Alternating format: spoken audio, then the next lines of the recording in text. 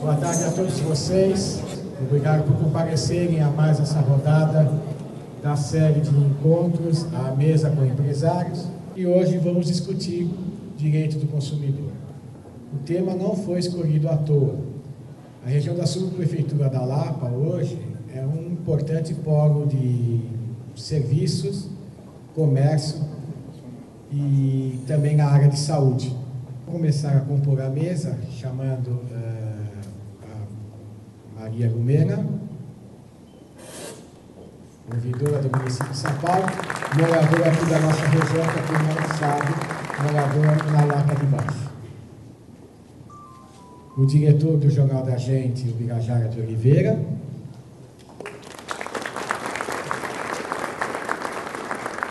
Diretor também da página editora. E o nosso palestrante, o Dr. Paulo Arthur Leoncini Góes.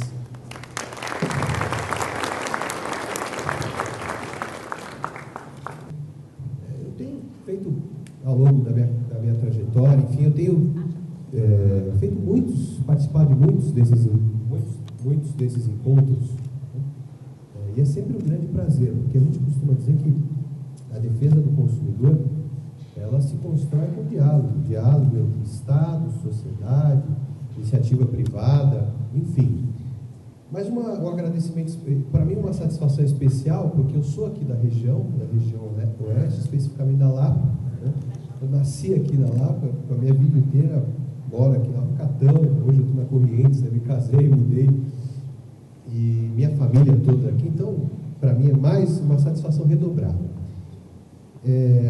Eu acho que eu vou bater um papo aqui com vocês, nós vamos conversar. O meu objetivo se ao final dessa nossa conversa eu conseguir ter plantado alguma semente aqui, deixado alguma coisa para ajudar na construção de uma relação melhor entre as empresas, os consumidores, o Estado, enfim, a sociedade, eu ficarei muito satisfeito, né?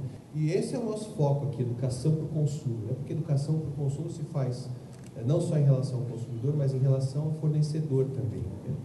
Então é isso que a gente diz que é importante quando se fala em cumprir a lei, cumprir o Código de Defesa do Consumidor. O Código de Defesa do Consumidor eu diria para vocês que ele é um standard, ou seja, ele é uma base, é o mínimo para quem quer realizar uma atividade econômica em relação ao seu consumidor. Aquilo são as regras básicas, são regras mínimas, né? E lá, há 20 anos, quando se falou na edição do Código, e muito temor foi suscitado, foi gerado, não, isso vai inviabilizar a atividade empresarial, a atividade econômica. Hoje, 20 anos depois, o que a gente vê é justamente o oposto. O Código inaugurou uma nova era nas relações entre os clientes, as empresas, uma relação de mais respeito, de mais transparência, de mais ética. E aqueles que viram ali, perceberam essa diferença, utilizaram a lei como um diferencial competitivo. Tá? Seguir a lei nesse caso, é um diferencial competitivo. Você se sobressai. E a gente sabe, por exemplo, quando a gente fala do comércio, do varejo, onde há uma competição muito feroz, acirrada, isso é importante, né?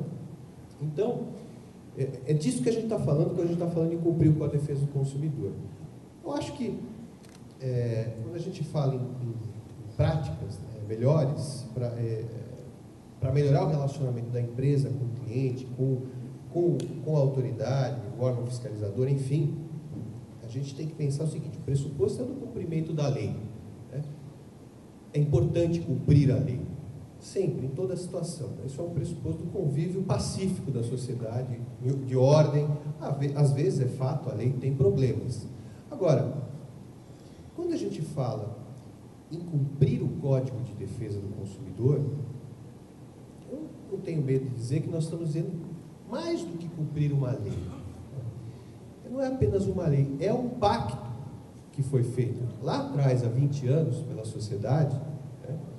E que mais antigo ainda, da nossa Constituição de 88, e esse pacto foi celebrado por todos, empresários, consumidores, o Estado, e ele diz basicamente o seguinte: olha, qualquer pessoa pode nesse país exercer uma atividade econômica, isso é garantido pela nossa Constituição, é garantido pela lei. Mas deve respeitar, entre outras coisas, o consumidor. Então, o lucro é bem-vindo e é fundamental, mas ele deve ser alcançado com uma postura ética, com uma postura correta, né, de respeito ao consumidor, ao meio ambiente, enfim. Aqui umas noções básicas de código. Mais um, por favor. Então, o que a gente diz? Quando a gente fala em defesa do consumidor, a gente está dizendo de um direito, de uma garantia fundamental do cidadão. Está lá no artigo 5º da nossa Constituição. Assim como é o direito de uma garantia fundamental, por exemplo, da ampla defesa, de você ter a possibilidade de se defender no processo, é também a defesa do consumidor. Tem o mesmo status, eu diria, né? Ou seja, o nosso Código de Defesa do Consumidor tem raiz constitucional. É princípio da ordem econômica e é princípio da nossa ordem econômica, como eu falei aqui. O que quer dizer, mais uma vez, que qualquer atividade econômica exercida, realizada, ela deve observar, entre outros princípios, o da defesa do consumidor. É livre a iniciativa, mas há que ela encontra alguns limites, alguns parâmetros, por exemplo, na defesa do consumidor. E a defesa do consumidor se faz pela Lei 8.078, basicamente, que é o nosso Código de Defesa do Consumidor, uma lei federal que entrou em vigor, sancionada em setembro de 1990 e que entrou em vigor em março de 1991. Este ano, 20 anos de vigência do Código de Defesa do Consumidor. Aliás, o Código faz aniversário 2 vezes, né? Fez aniversário no passado, que foi a sanção, e esse ano da vigência. E é uma lei muito comemorada, é a chamada lei que pegou. Pegou por quê? Porque todos nós somos consumidores. Todos nós. Isso não é uma frase minha, vocês devem saber bem essa frase do John Kerry. Todos nós somos consumidores e precisamos, num dado momento, ver respeitadas os nossos interesses, as nossas necessidades, legítimos, diga-se de passagem, quando legítimos, claro. E o Código, ele é uma norma de ordem pública e interesse social. Isso já dá a natureza dessa lei, norma de ordem pública. Então, as regras que estão contidas aqui nesse diploma, nessa lei, elas não podem ser afastadas. Por exemplo, o que quer dizer uma norma de ordem pública? Eu não sei se todos aqui sabem. As regras que estão contidas nessa lei, nesse diploma, elas não podem ser afastadas por livre manifestação de vontade, por vontade das partes.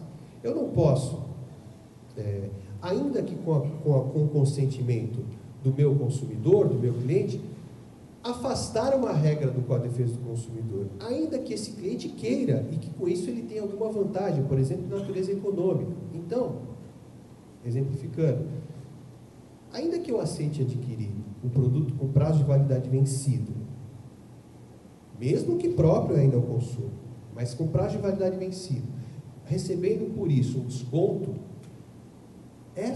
esse contrato de compra e venda, ele não tem valor à luz da lei. Por quê? Porque pela lei é proibida a comercialização e a exposição de produto com prazo de validade vencido. Ainda que o produto se encontre apto ao consumo, existe, por força de lei, uma determinação de que, estando vencido o seu prazo de validade, ele não pode ser exposto. Ora, mas o consumidor quis comprar, aceitou essa condição, recebeu um desconto por isso. O contrato foi celebrado, perfeito. Não está, porque feriu uma norma de ordem pública, que não pode ser afastada, ainda que as partes queiram. Então, isso é norma de ordem pública, né? Agora, o Código, ele se aplica apenas, e aqui é importante também a gente dizer, porque eu imagino que aqui nós tenhamos a relação de consumidores com empresas, de empresas com empresas. Então, o que o Código abrange? Apenas as chamadas relações de consumo. Quando a gente fala de defesa do consumidor, a gente está falando de interesses que não são só interesses individuais, de cada um de nós. Eu tenho um interesse, fui prejudicado pelo apagão, tive um prejuízo, quero ressarcimento. Esse é o interesse meu, individual. Tá? Mas há o interesse coletivo, muitas vezes, ou o interesse que a gente chama de interesse difuso, Quando uma publicidade enganosa ou abusiva, que, por exemplo, discriminatória, é veiculada no ar, quem foi atingido por aquela publicidade? É impossível determinar quem são essas pessoas.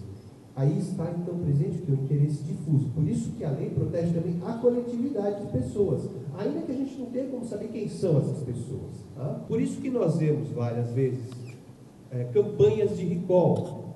Isso é o dever do fornecedor que, sabendo, após a introdução no mercado, que um determinado produto ou serviço tem um risco para a saúde ou segurança do consumidor, deve chamar esse produto. Isso é muito comum, por exemplo, na indústria automobilística. A gente tem visto um número cada vez maior de campanhas de recall, mas não se restringe a eles. Isso se aplica também a medicamentos, a baterias de notebooks, celulares, enfim, alimentos. Todos esses produtos e também serviços podem entrar nessa situação. E o fornecedor, quem é? O fornecedor é a pessoa também física ou jurídica, pública ou privada, nacional ou estrangeira, e que desenvolve todo esse tipo de atividade econômica aí, produção, montagem, criação, construção, transformação, importação, distribuição, comercialização. Aqui, a gente precisa entender o seguinte, é que desenvolve atividade remunerada.